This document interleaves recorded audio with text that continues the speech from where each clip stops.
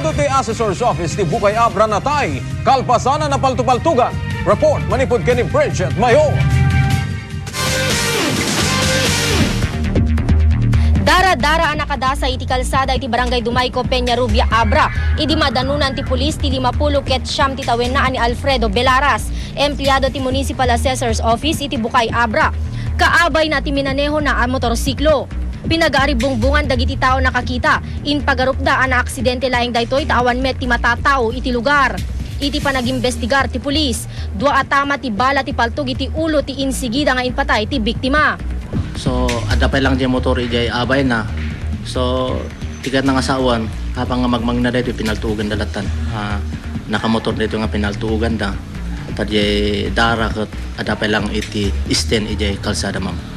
Naggapo iti opisina ti DNR ni Bellaras ang nagpapirma ti papeles para iti housing project ti LGU Bucay idi Kalman ti Malem. Agawi din idi pinaltupaltugan dagiti saan pa'y mabigbig a sospek. May sa itakit kitayan nga anggulo ti pulisya no adda pa kainaigan ti papeles nga igem na ti motibo ti krimen. Madama pa lang haming maibaga, madama pa lang ti investigation me.